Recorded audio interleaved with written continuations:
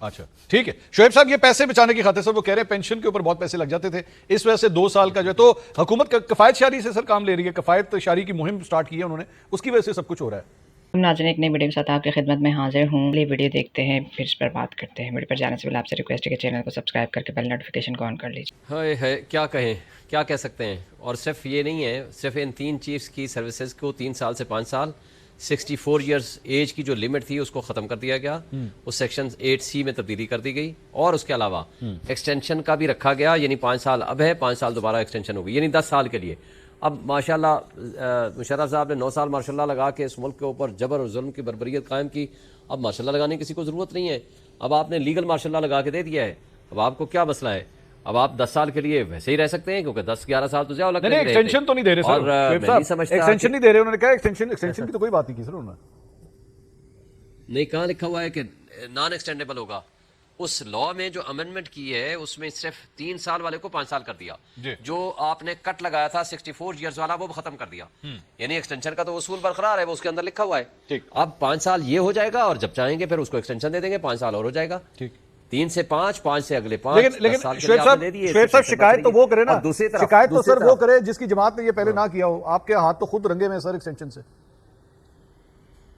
نہیں رنگے ہوئے نہیں ہیں، آپ یہ کہہ سکتے ہو کہ عمران خان نے یہ بات پبلک کے سامنے سب کے سامنے کہا کہ یہ بڑی غلطی تھی ہماری، ہم تو غلطی تسلیم کرتے ہیں، ہم یہ کہتے ہیں کہ یہ نو ایکسٹینشن ہونی چاہیے، نان ایکسٹینڈیبل پوسٹ ہونی چاہیے، اور اس کے ساتھ ساتھ دیکھیں کہہ رہے ہیں کہ جی سب کو ہر 2 سال بعد ایکسٹینشن ہو جانی چاہیے۔ یوتھ آپ کا بھوک سے مر رہا ہے،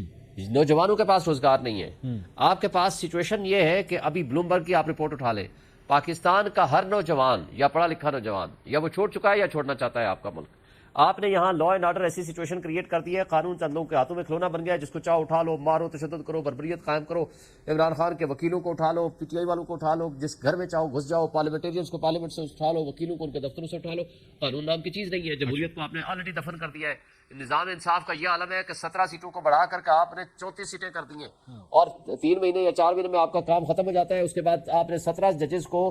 تنخواہ بھی دینی ہے پبلک ایکسچیکر سے، اور آپ نے ان کو پینشنز بھی دینی ہے، اور ان کی بیوہ کو بھی پینشن دینی ہے ٹل ڈیتھ، اور آپ نے اس کو چلانا ہے، اور اس کے بعد ان کے بچوں کو بھی پینشن دینی ہے، اور آپ نے بلینز آف روپیز کا پبلک ایکسچیکر پہ بوجھ ڈال دیا، وہ آپ کو نظر نہیں آتا۔ یہ آپ نے ویسے امپورٹنٹ بات کی ہے، آپ نے امپورٹنٹ بات کی ہے۔ I want to actually ask this point کوثر صاحب، ملازمین ہیں ان سب کی جو مدت ملازمت ہے اس میں توسیع ہونی چاہیے۔ اچھا جی، پوری دنیا میں ہم نے دیکھا ہر مہذب معاشرے کے اندر جہاں بھی آپ جائیں، نہ صرف آرمی چیفز ان کے بلکہ تمام جو سرکاری عمریں ہر 2 سال بعد ان کی عمروں میں اضافہ ہوتا ہے۔ آپ برطانیہ کا اٹھا کے دیکھیں نا معاملہ کہ کس طریقے سے وہاں پہ ان کی مدت ملازمت میں اضافے کی وجوہات کیا دی جاتی ہیں کہ یار ایک لمبا عرصہ ان کی پینشنز، ان کی مراحت، ان کی فیسلٹیز چلتی ہیں، اس چیز سے ان سے کام کیوں نہ لیا جائے؟